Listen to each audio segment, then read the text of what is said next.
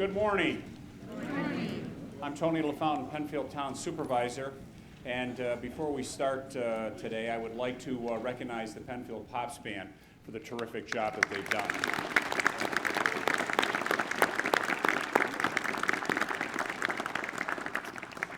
Welcome to Veterans Memorial Park on this beautiful day. We are so fortunate to enjoy the freedom and the opportunity to gather here. However, that didn't come without a lot of sacrifice from many men and women that served in our military, and a number of those that made the supreme sacrifice of giving their life. And I would like to just take a moment and remember all of those that are not here with us today.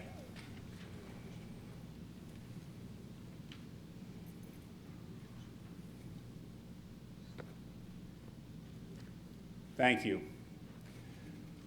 I would be remiss if I didn't recognize a couple of our former supervisors here in the town of Penfield, Anna Bunchu, Chan Philbrick. Thank you very much for being here.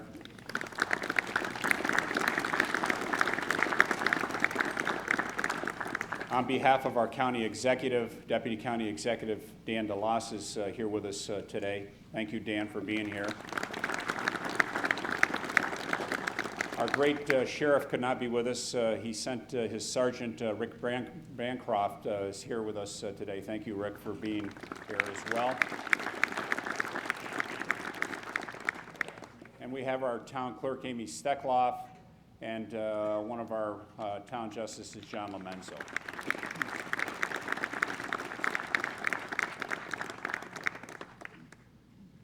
I would ask that all veterans and active military please rise and remain standing to be recognized.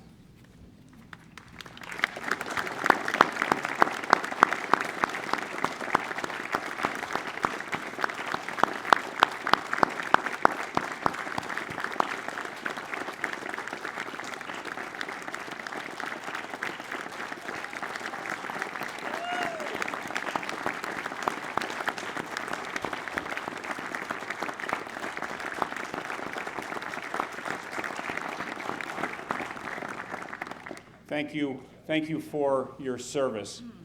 Thank you for all of your service to this country and for everything that you have done. I would ask everyone to please rise for the national anthem.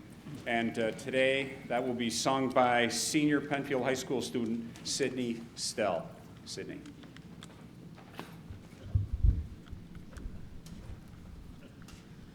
Oh, say, can you see by the dawn's early light what so proudly we hailed at the twilight's last gleaming, whose broad stripes and bright stars through the perilous fight o'er the ramparts we watched were so gallantly streaming, and the rocket's red glare, the bombs bursting in air, gave proof through the night that our flag was still there.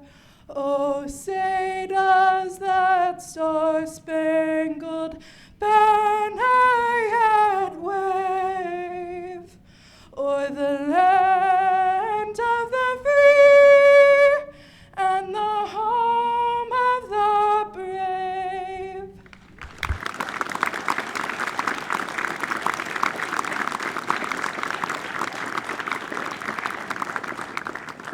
Thank you, Sydney.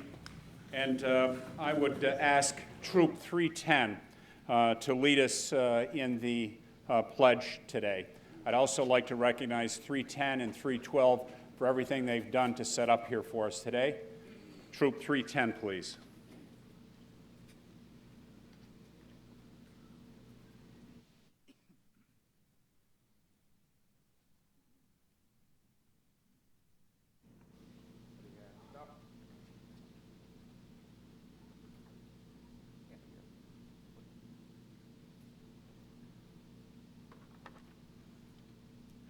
Please stand. Join me in the Pledge of Allegiance. Salute. I pledge of allegiance to the flag of the United States of America and to the republic for which it stands, one nation, under God, indivisible, with liberty and justice for all. 2.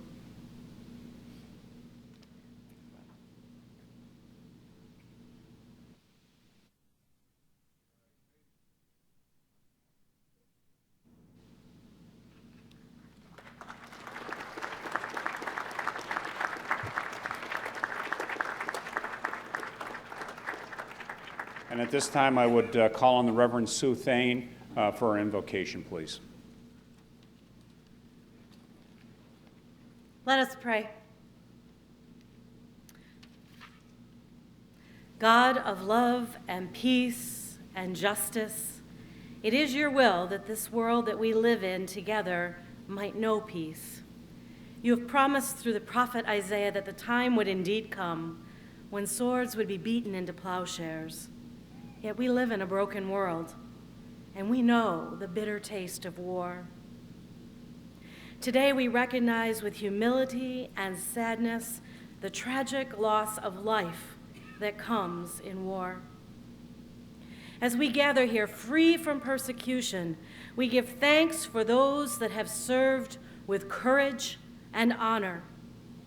We praise you for those that are willing to serve, for all who have served and continue to serve in the Army, Marines, Navy, Coast Guard, and Air Force. With honor, pride, and compassion, we give you thanks. On this Memorial Day, we pause to remember and give thanks for all of those who have made the ultimate sacrifice for our freedom.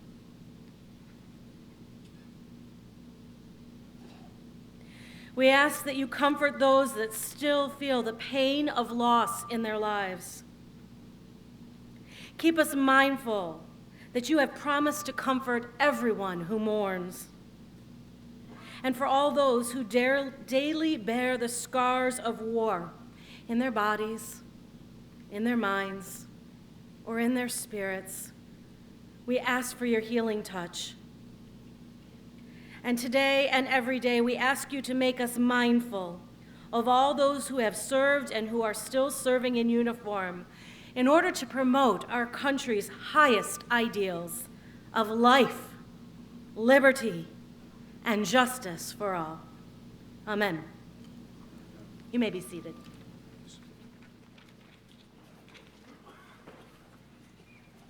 I would also like to recognize a good friend, Legislator Dan Quattro from the 15th Legislative District. Dan was a guest speaker here a number of years ago. Dan, thank you for being here.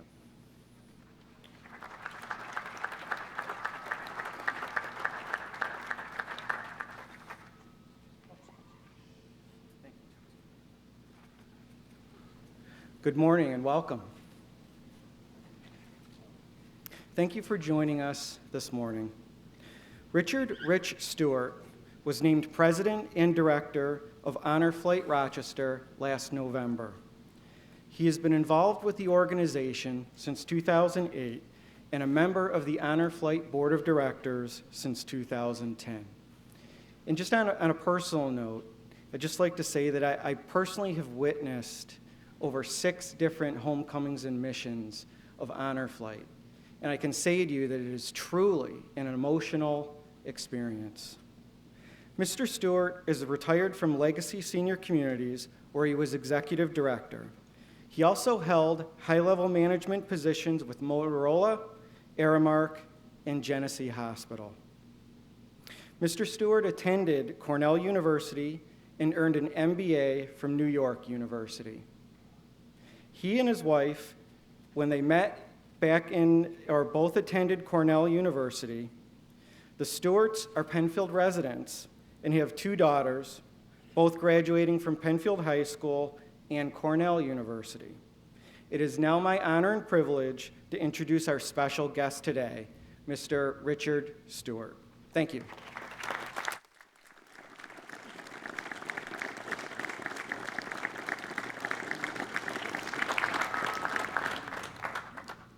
Good morning. It's a little bit sunny up here, so I'm proud of Honor Flight, and Honor Flight is proud of all our veterans, and it's worked so well. The day has turned glorious and magnificent. When I woke up this morning, there was a little bit of wispy cloud out there, and I wasn't so sure. And this amphitheater certainly provides a beautiful setting. So good morning, and thank you for inviting me to speak with you on this solemn occasion. Now, Tony has thanked so many people, but I'm just going to do kind of a quick recap. Thank you to the family and recognition. Thank you to the families and the recognition for the fallen servicemen and women. Thank you to the veterans that are here. Thank you to the town dignitaries. Thank you to special guests, which you'll see up here over the course of the morning. And to the event planners, the ones that set this up and have brought this all together.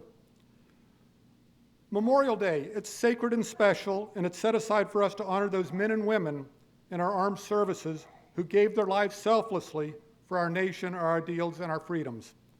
They never sought war for its own sake, but they stepped forward when the nation called them. They are truly heroes with great courage and valor. Memorial Day is a day of remembrance and a time to renew our commitment that we will never forget. We do this in tribute to them, and we shall keep those memories alive.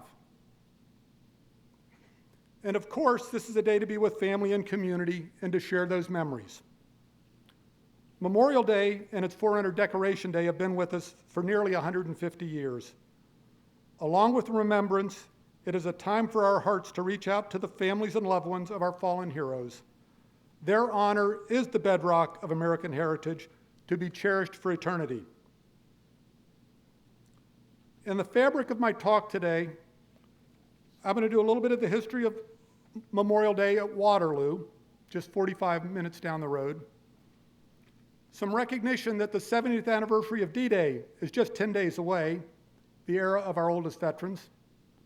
And Honor Flight, how it fits with Memorial Day. Honor Flight's a very tangible way to keep the memories alive. The roots of Memorial Day trace back to the Civil War, originally known as Decoration Day because it was a time set aside to honor the Civil War dead, both North and South, by decorating their graves with flowers and flags. In some towns, this type of remembrance had started even before the war had ended because there were many, many fresh graves and the public sentiment was growing to honor their fallen heroes. There are many stories as to its beginning. Over 24 towns claim to be where it began, and there's a degree of truth in each one. However, underlying so many of these firsts as to the origin of Memorial Day is that people in so many places in the war-torn nation were yearning for the same thing, a way to remember, a way to pay tribute, and a way to help families endure the loss of a loved one. Memorial Day was and is community-based. Waterloo at the top of Seneca Lake was our local claim. And yes, other communities had earlier observances, yet none can claim to be as well documented and complete over the 148 years as Waterloo.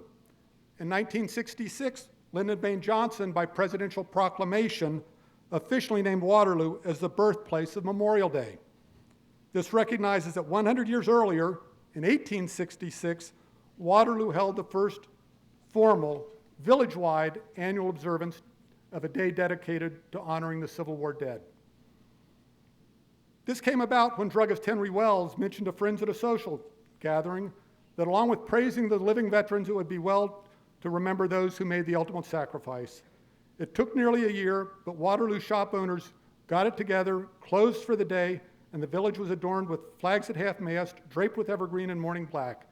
Each soldier's grave was decorated with a wreath and crosses and bouquet, and a large procession of veterans, residents, and civic society members was organized and went to each of the village's 3 cemeteries where the ceremonies were conducted, and it was all very impressive.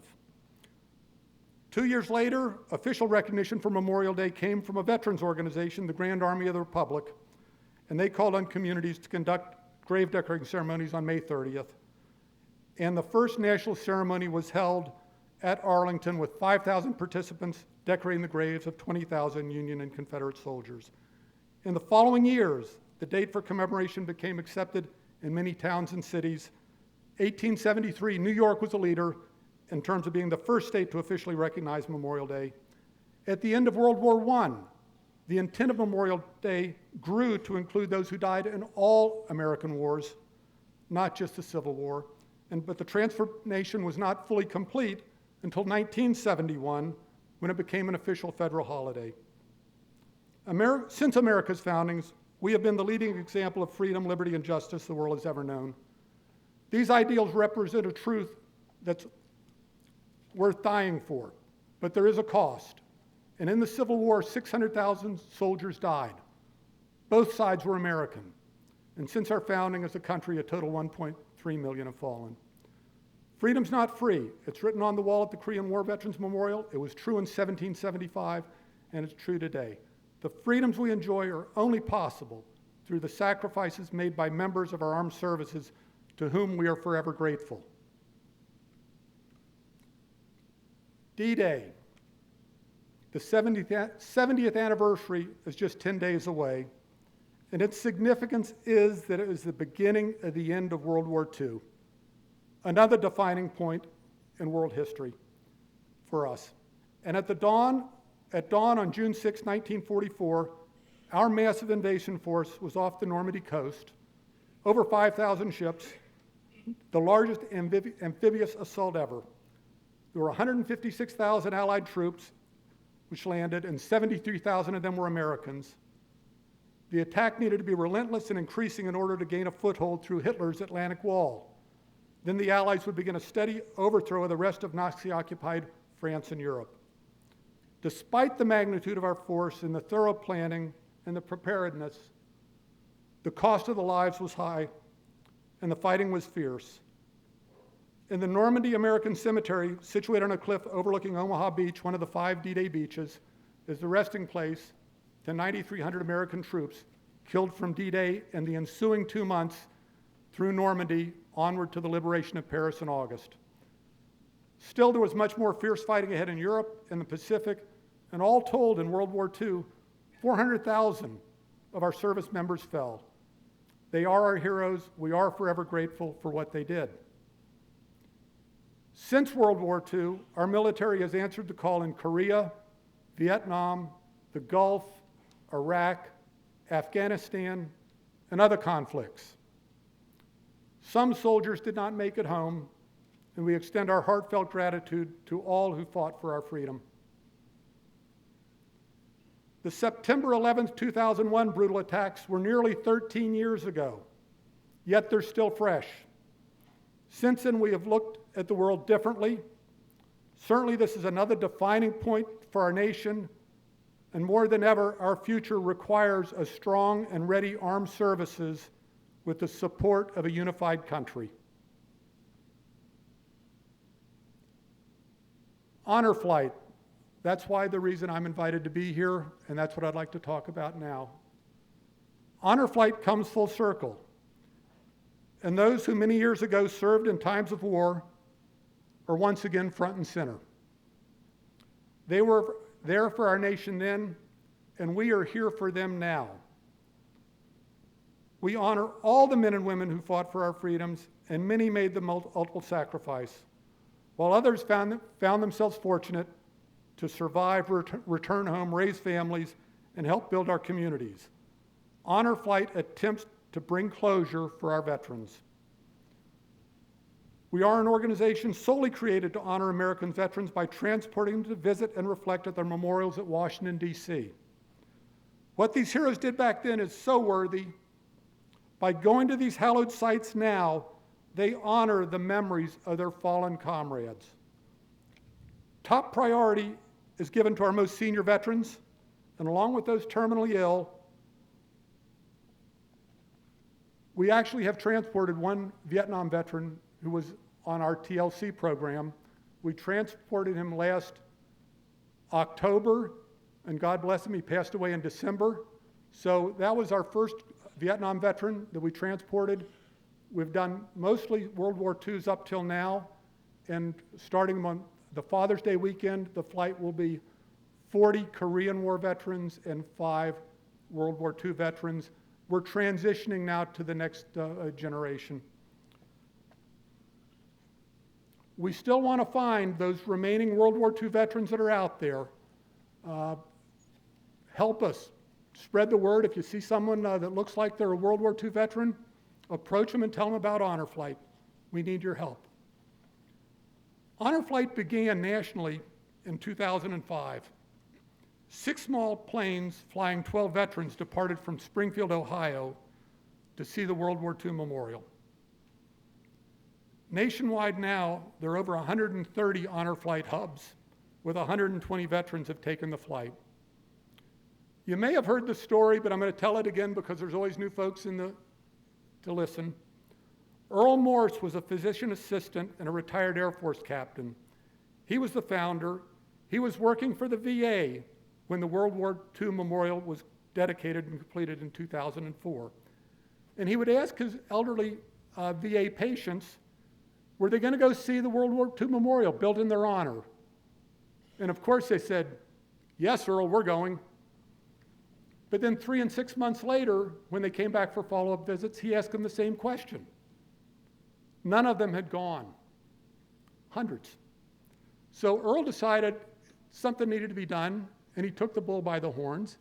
He approached some fellow pilots, and he got 5 other pilots, and 6 of them flew small airplanes down to Manassas, Virginia, and transported 12 veterans.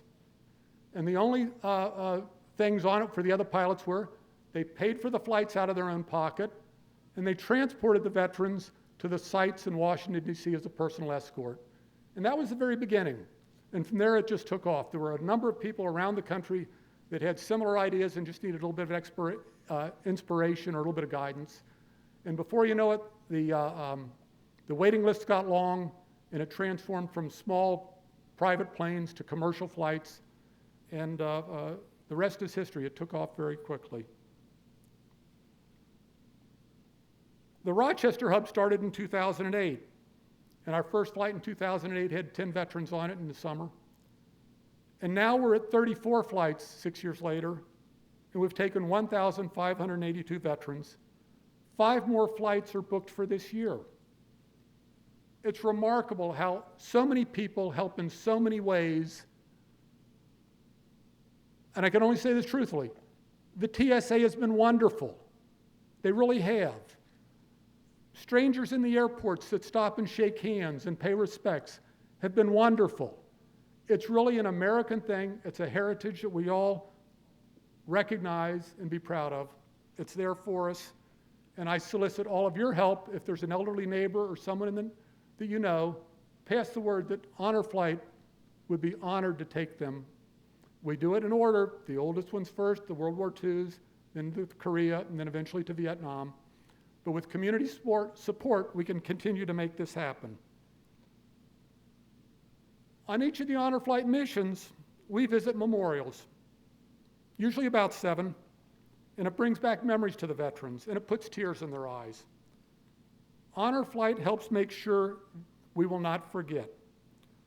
For an uninterrupted 36 hours, these older veterans are with their guardians. So each veteran travels with a guardian. It's usually a family member younger, grandson or granddaughter, son or daughter, nephew. But if you're with your grandfather for 36 hours, you get to know him in a different way than just, here's granddad that takes a nap on the porch and watches some TV. And there's a new togetherness, and there's a family intergenerational thing that goes on. And invariably, the family gets to know each other differently in a better way. And about halfway through the weekend, dad or granddad opens up a little bit, and they start to tell stories. And what's so neat is these are firsthand accounts by those who were really there and knows what really went on. And when more veterans relate more stories, then more fallen heroes will be remembered. And Honor Flight helps with this. These are the folks that were there when it was pretty normal for a newspaper headline to talk about the evil Axis powers. I would challenge any of you today to find something in a textbook that talks about evil in terms of any of our opponents from World War II. But talk to the ones that were there. That's how the heritage gets passed along. Honor Flight Rochester has over 300 volunteers. There's no paid staff, just a lot of behind-the-scene activity to make each flight successful. In fact, we pay for no office space. We do it by smartphones and Tim Hortons and Dunkin' Donuts and those places, and it works in people's personal homes. But we're all out there all the time. We're spreading the word and solicit your help. We're out to senior centers. We're out to civic organizations. We're out to schools. And we get those 45 vets for the next flight. Actually, we have a waiting list that's probably about a year's long right now. But the only way we keep doing that is by keep talking, because the 45 vets on the flight have 45 guardians, and then there are about 6 trip leaders, which are safety types or bus leaders. So we have 96 people traveling on each flight. That's a lot going on. That's a lot of moving parts for 90 of the 96 are first-time travelers. So there are plane reservations to be made, hotel, bus tour, meals, banquet. The itinerary is loaded. And the Friday afternoon before, we have a guardian training for the chaperone, the guardian types. And then 4 a.m. the next morning, we're at the Rochester airport. Not 3:45, not 4:15 at 4 a.m. And that's when the whole thing starts. And we get everyone together, we give them a breakfast, we get them on the airplane about 6:30, and we're traveling on. And then before you know it, it's Sunday afternoon. And 36 hours is over. It's happened. And it goes so quickly. It's a whirlwind weekend and it's complete. And in between, the flight down goes to Baltimore Washington Airport. There's mail call. We have wonderful support from the school systems in terms of the teachers having their kids write personalized letters that really talk about what their vet did. It could be about being a radio operator, or how was the mud in some part of the front. Then at Baltimore Washington, there's a water cannon salute to the airplane. There are numerous military people in uniform greeting the veterans. In fact, there are rope lines. The Annapolis sometimes sends their graduating class or some of their classes down in uniform, smiling and shaking hands and saying their respects to our veterans. The Patriot Guard, they escort our buses. We go in 2 buses from Baltimore down to Washington, and we travel around Washington just like we're dignitaries and high levels from foreign countries. It's really remarkable. And with the flags in front of the buses, it's wonderful on the motorcycles. Then after we see 7 memorials, sometimes we get to Navy Plaza, sometimes we do not. That's because it's downtown where the traffic is, and we miss that one sometimes. Then we're back to the Baltimore Washington to the Hilton for a banquet with speeches and all the rest, and it really works great. Then the next morning, we get them on the airplane back to Rochester, and there's the welcome home. And absolutely, there's 300 to 400, sometimes 450 people there in the international room at the airport. We're coming in again this Father's Day weekend on Sunday. Show up about 11 or 11:30, 11:15, so you get a good seat, and you can witness firsthand the emotion, the pride in America that we all have. And then at the welcome home, yes, there's a color guard, yes, there's a band, yes, there's pictures with dignitaries, yes, there's speeches. And for many vets, this rolls back the years temporarily, the whirlwind weekend. And it brings down the barriers of time. Memories are refreshed, and the stage is set to communicate. And those stories that were long hidden sometimes come out. Not every time, but sometimes. And the afterglow of Honor Flight Weekend does happen for most. Some it's longer, some it's shorter, but it's an opportunity not to be missed. And it's not just a few Honor Flight volunteers that make it happen. It's community-based. It's everyone behind paying homage and recognition to our veterans. The memorials. The memorials we visit are places of reverence and can be quiet for contemplation. However, at times they're quite busy, full of people. We Americans are proud of our heritage. Our memorials are tied to our past, but they are an important reminder to the future generations of their responsibility for freedom, patriotism, and unity. The Arlington National Cemetery, we're there for the changing of the guard. I cannot think of a place anywhere where the deep respect for America has, for our fallen heroes, is as prominent as at Arlington at the changing the guards. The Tomb of the Unknown is awesome. It's a dignified ceremony with the changing, and it honors all who have given their lives in service to our nation. It's a very quiet and moving event to witness. The Sentinels are from the U.S. 3rd Infantry Regiment, also known as the Old Guard, which is the oldest active infantry unit in the Army, serving since 1784.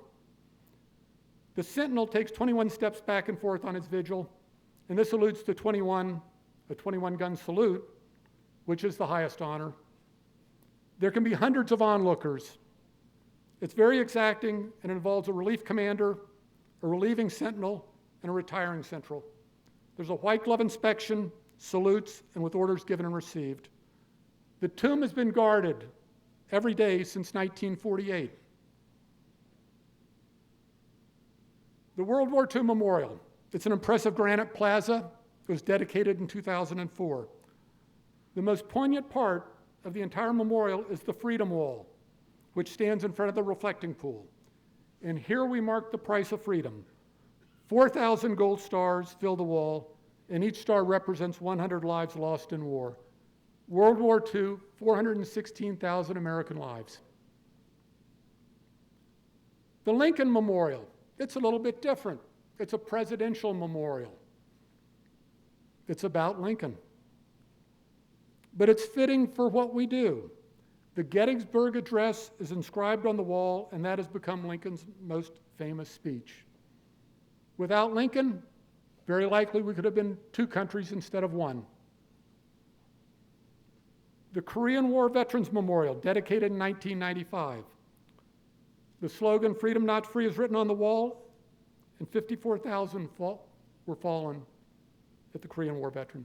There are 19 stainless steel statues, 7 feet tall, with ponchos, and underneath the ponchos you can kind of see the equipment and some of the weapons and all that. It really brings you right to what it must have been like to be there at the time. The Vietnam Veterans Memorial. The wall was dedicated in '82.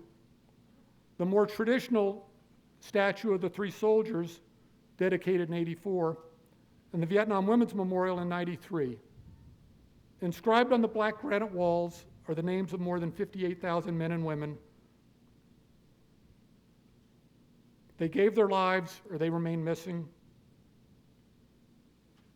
My hat's off to all of them. That's my generation. It is one of the most visited sites in Washington, D.C. The Marine War Memorial, the Iwo Jima flag raising, dedicated in '54. The statue depicts one of the most famous incidents in World War II, the raising of the American flag on Mount Suribachi on Iwo Jima. The Battle of Iwo Jima was particularly fierce, and there were 6,800 American casualties. Now, the most recent memorial that we get to is the Air Force Memorial, dedicated in 2006. The core of the memorial is 270 feet high, and it appears to be soaring. It's an array of 3 stainless steel arcs reaching far, far into the sky. And it evokes the image of the contrails of the Air Force Thunderbirds as they peel back in a precision bomb burst maneuver. Only 3 of the 4 contrails are depicted. The absent 4th suggests the missing man formation traditionally used at Air Force funeral flyovers. Had that memorial been there in 2001, it would have been a barrier to Flight 77 hitting the Pentagon. These memorials are important to our heritage. They are why Honor Flight flies to Washington, D.C. They represent the fallen who we commemorate today and all those who served. They are a testament that we will not forget, and we do remember those service members who made the ultimate sacrifice. God bless our departed heroes and their families. God bless veterans. God bless America.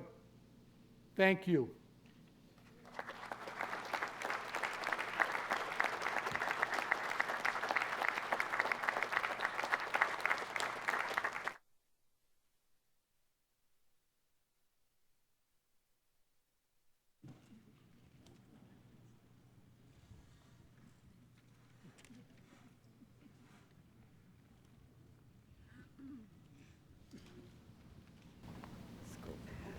Here we are.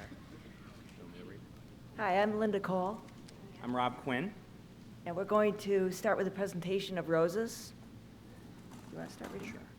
The procession of roses is a unique and moving Memorial Day tradition in Penfield. Members of the community and community organizations will present roses which symbolize the service and sacrifice of our veterans and active troops. When your name is read, please pick up a flag from the person up front by the last row of chairs. Proceed with the flag up to the roses at the top of the hill. Replace one of the roses with your flag. After placing the flag, we encourage you to leave your rose on the memorial. Supervisor Tony LaFountain with granddaughters Ava and Addison Larwood, in honor of all the members of the Donovan and LaFountain families who have served.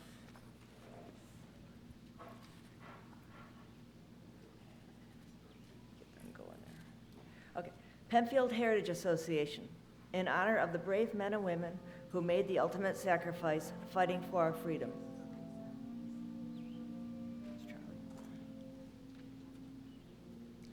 Legislator Dan Quattro, in honor of Bud Quattro and Richard Quattro.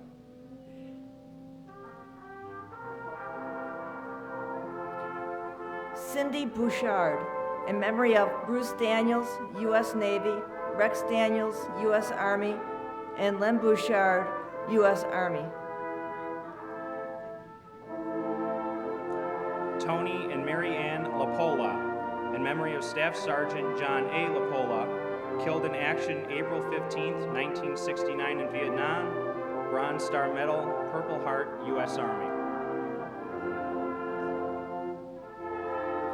Peggy O'Neill from the Penfield Public Library, in honor of Staff Sergeant H.W. Cooper, U.S. Army, World War II, Battle of the Bulge.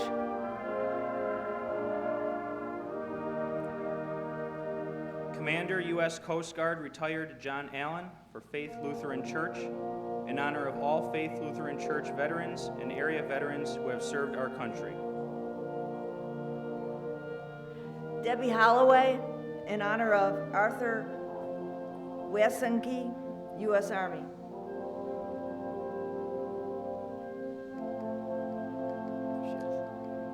Chuck Fox, in honor of W. Robert Fox, U.S. Navy.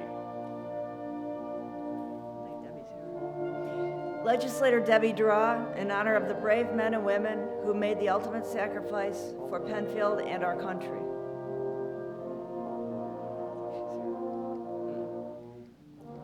Episcopal Church of the Incarnation, in honor of the brave men and women who made the ultimate sacrifice fighting for our freedom.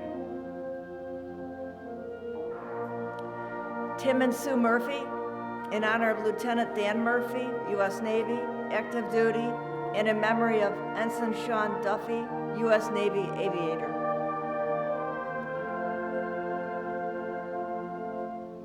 The Hoyler family, in memory of Technical Sergeant Ed Hoyler, U.S. Army, World War II.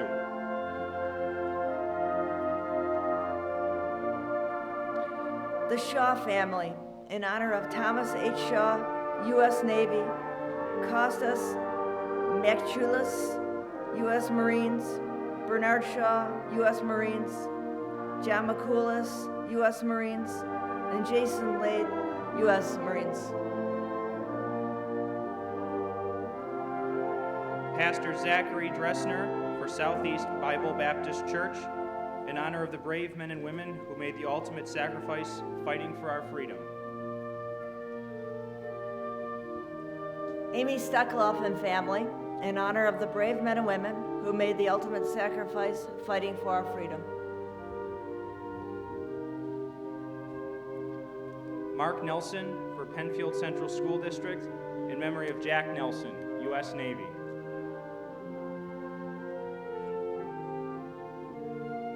VFW Post 820 in honor of all those currently serving armed forces. Andrew Strawhand in memory of all past members of VFW Post 820, especially Bill Bouchard and Waite Mertz.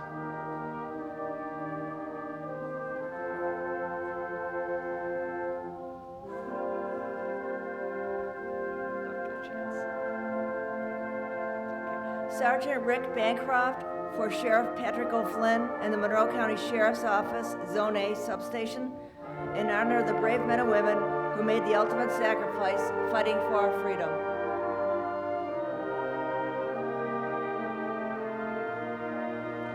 Linda McGrain in memory of Specialist 4 William R.J. Mandel, U.S. Army.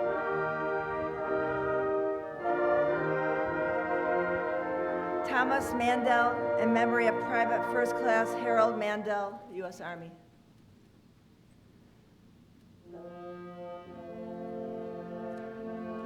Alice DeGaw in memory of Private First Class E3 David Charles DeGaw, U.S. Army.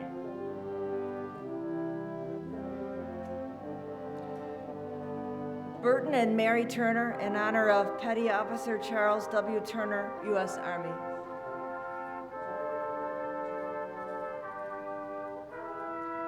Bar Babiars for Penfield Central Schools Board of Education in honor of the brave men and women who made the ultimate sacrifice fighting for our freedom. Judge John P. Lamenzo Jr. in memory of John P. Lamenzo Sr., U.S. Army. Deputy County Executive Dan DeLoss for the Office of County Executive Maggie Brooks in honor of the brave men and women who made the ultimate sacrifice fighting for our freedom. Jim Veerlin in honor of George Veerlin, U.S. Army, World War II. George T. Stites, U.S. Army, in honor of Winthrop Robinson, U.S. Army, World War II, Charles Stites, U.S. Army, World War II, and Edward Stites, U.S. Army, World War II.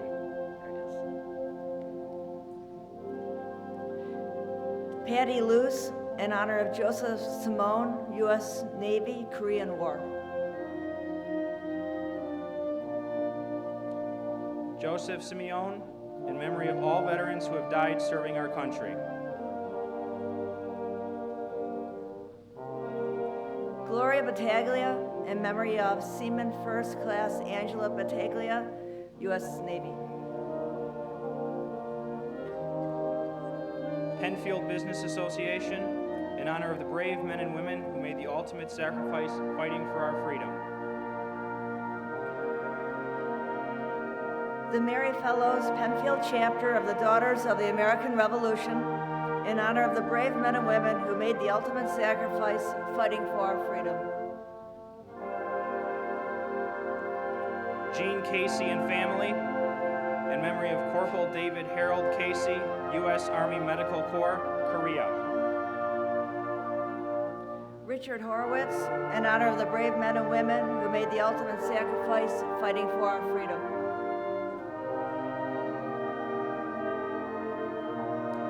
Ida Palumbo and Virginia Bernuzio, in memory of Staff Sergeant Tom Palumbo, U.S. Army. Boy Scout Troop 312, in honor of all the past and present members of Troop 312 who were serving or have served our country. Elmer Pankratz, in memory of Lieutenant Richard Light, Army Air Force bomber pilot. Penfield Fire Company, in honor of the brave men and women who made the ultimate sacrifice fighting for our freedom. Linda Sawkey, in memory of William Sawkey, U.S. Army. Rita Kramer and the Doyle family, in memory of Bill Kramer, U.S. Army Air Corps, World War II.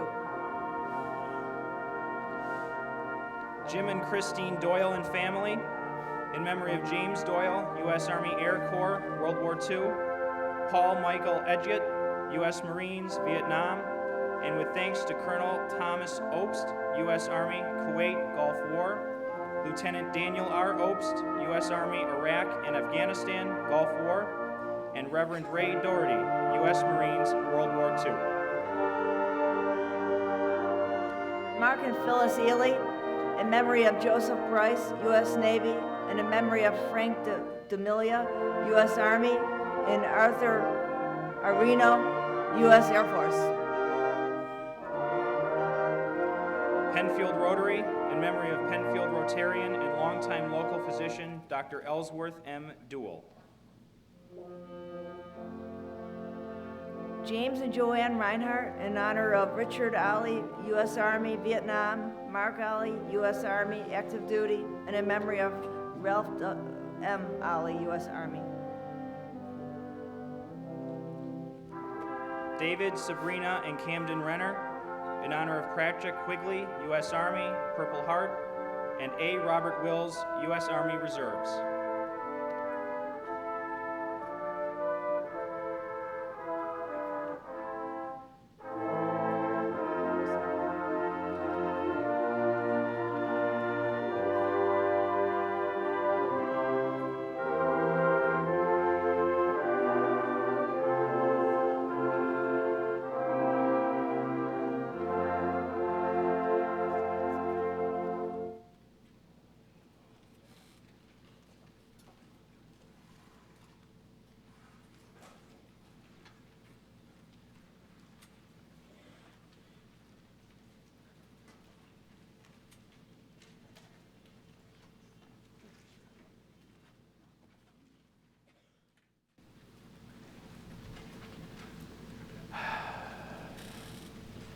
My name is Andy Strand. I represent VFW 820.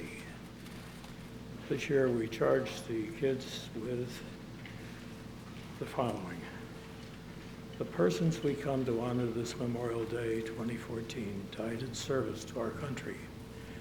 Their actions assure freedom opportunities for us all. Statements are, the cost of freedom is vigil and eternal vigilance, a price to be paid by each consecutive generation. Our responsibility to these fallen heroes is to preserve their freedom opportunities for generations to follow us. The question to the students is, how do you proceed? Our essay needs to honor and preserve their patriotic intent. The topic is quite simple, Memorial Day 2014. And the last charge is required to be here to read your essay. We brought them with certificates, so they usually come.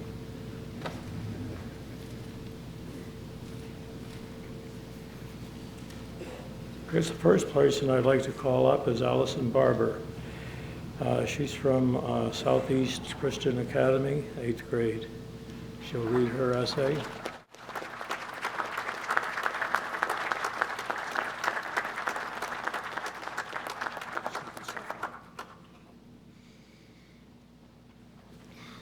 A day to remember. Memorial Day is a day set aside for the purpose of remembering the brave men and women who have given us the freedom we have today. Their brave service is something that we today cannot take for granted. First, we think of the past veterans, the ones who have served and sacrificed in the past. Their sacrifice has given us the freedom we have today. We must honor them and their families for all the heartache and suffering they have endured to give us liberty. Our veterans' patriotism has won us our liberty, our independence, and our freedom.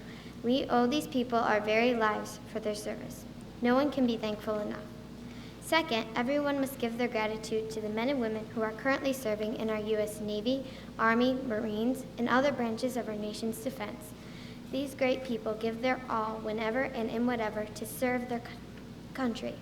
These brave soldiers put their lives in constant jeopardy to preserve and protect the liberty and freedom given to us by past veterans. We are eternally in their debt.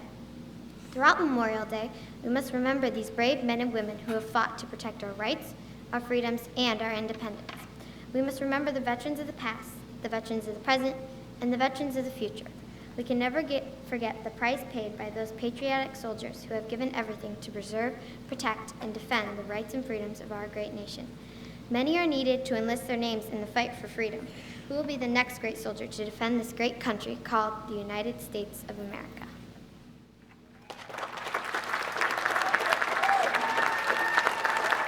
All right, don't leave yet. We have a certificate for you.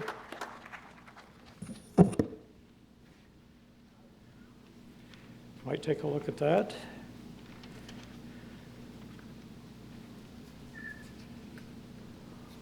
And here's another certificate. We never end with certificates, do we? And here's an envelope. What's in the envelope? Money.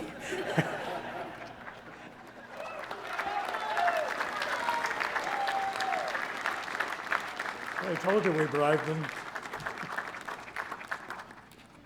The next person is Lauren Audie, Bay Trail Middle School, 6th grade. Is she here?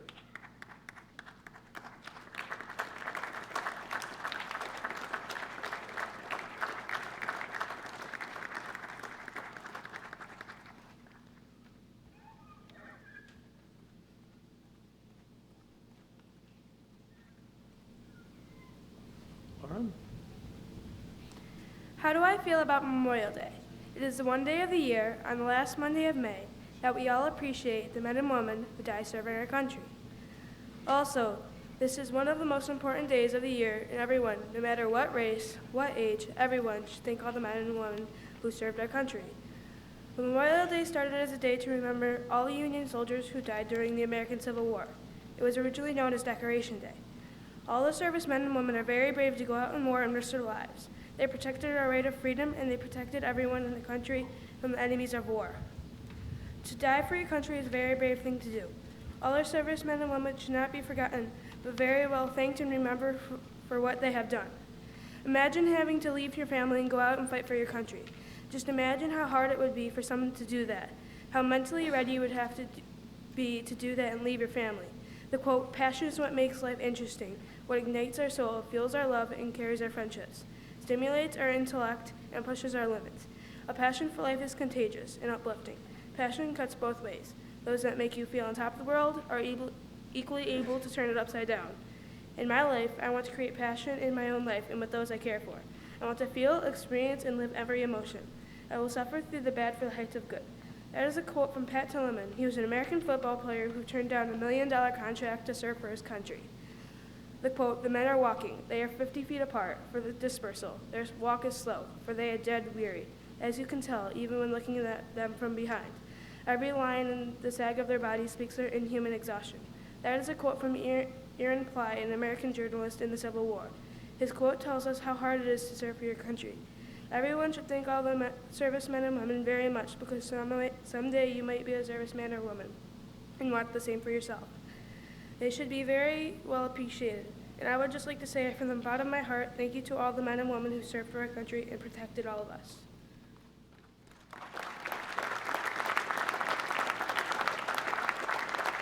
Thank you, Lauren.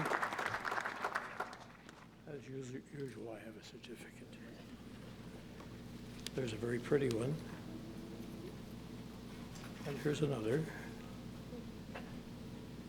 And here's an envelope. Thank you.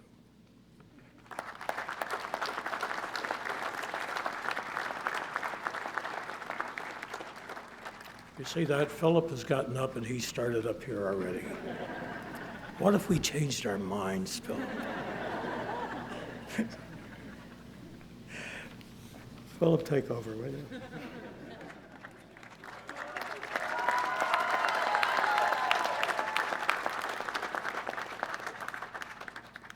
Fallen soldiers are heroes.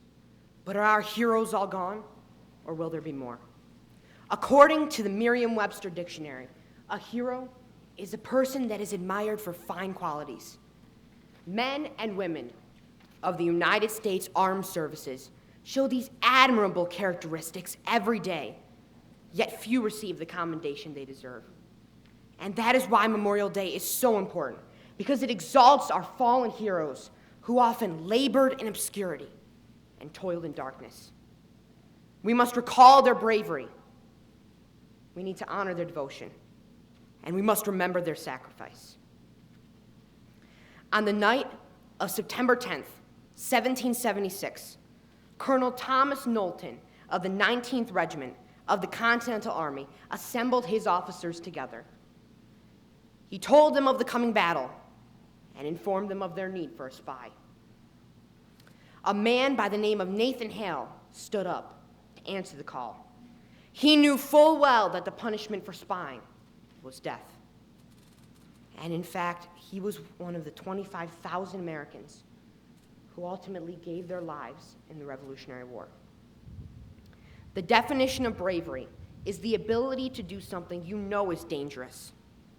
Nathan Hale was full of bravery, even with his final breath, when he uttered, "I only regret that I have but one life to lose for my country."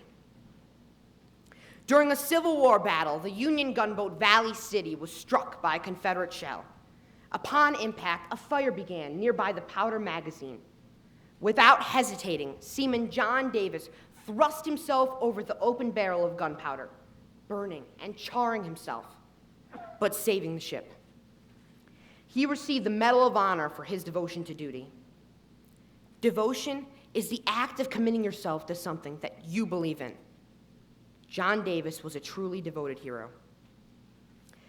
On August 7th, 1942, a detachment of Marines landed on the small island of Tulagi. They quickly fortified their position, preparing for the pending Japanese attack. The weakest and most targeted point was the exact center of their line, where Private Johnny Aarons was stationed. The next day, they found his body, and among his fallen remains were the bodies of 13 Japanese soldiers. The Japanese failed to break the line that day. To sacrifice is to give up something that you want to keep. In this case, Private Aarons gave the greatest sacrifice of all, his life. We as citizens must follow these great examples by bravely standing against bullying in our classrooms and against racism in our streets. We should be devoted to serving others, as these great men have, by helping the elderly or by volunteering in our communities. We should sacrifice our time and our money to organizations such as the American Red Cross and others like it. And as for me, I believe in freedom and fighting bravely for it. I believe in equality and being devoted to it. And I believe in America and sacrificing for it. God bless America.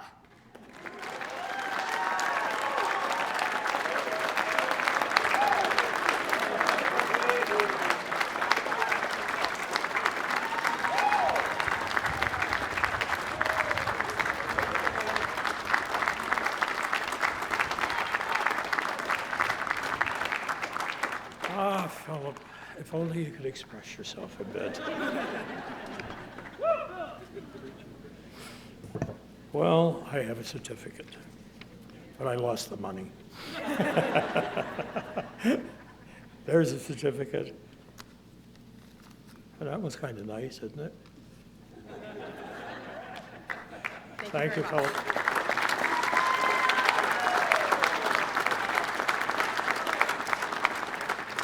Thank you all for coming. The kids are great, aren't they?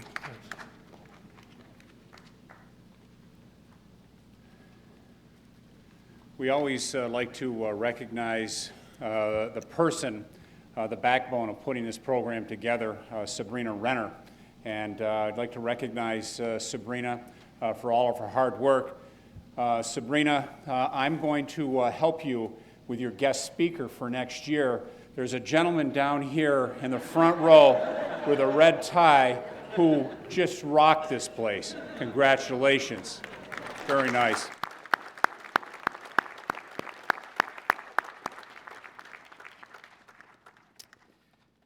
If you would please rise and turn your attention to the memorial, I would like to recognize once again Boy Scout Troop 312.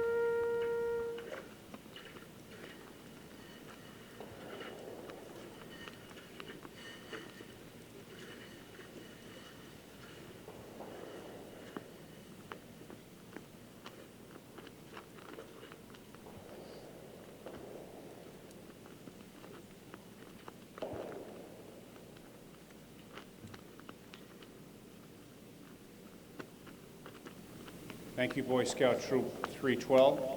I'd ask that you please be seated. I would like to recognize conductor Ken Scott and Penfield Pops Band for the Fanfare of the Common Man and Simple Gifts, if we could, please.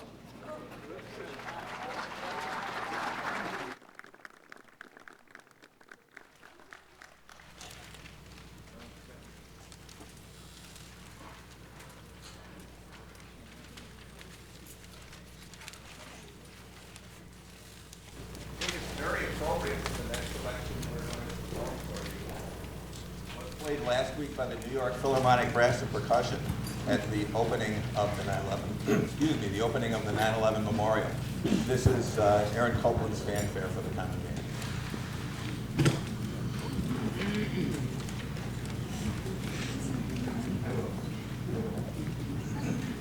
Run.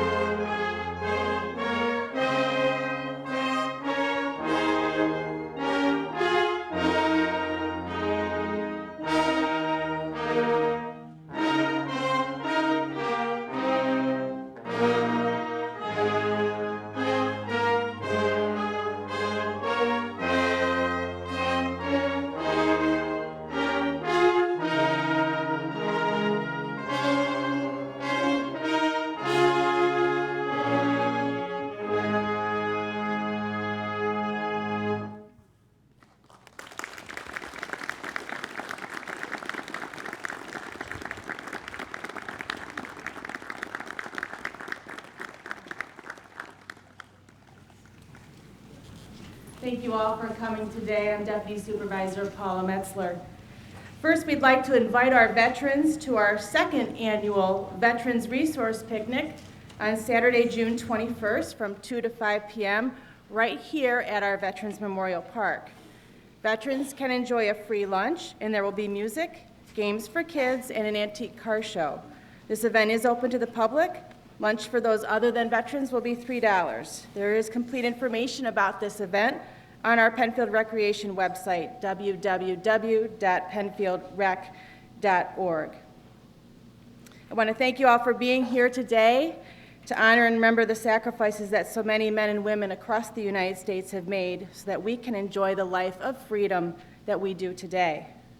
As you leave here today to enjoy your family and friends, barbecues, pools, your gardens, please keep all of these brave men and women in your hearts, and please remember the purpose of this Memorial Day. Finally, please take a moment to visit the memorial at the top of the hill, dedicated to those folks from Penfield who lost their lives for us in various battles. I now call upon Penfield Presbyterian Church Reverend Sue Thaine to give our closing benediction. Beloved, go in peace, knowing the God of peace holds on to us through all the seasons of our lives. In the name of God the Father, Son, and Holy Spirit. Amen.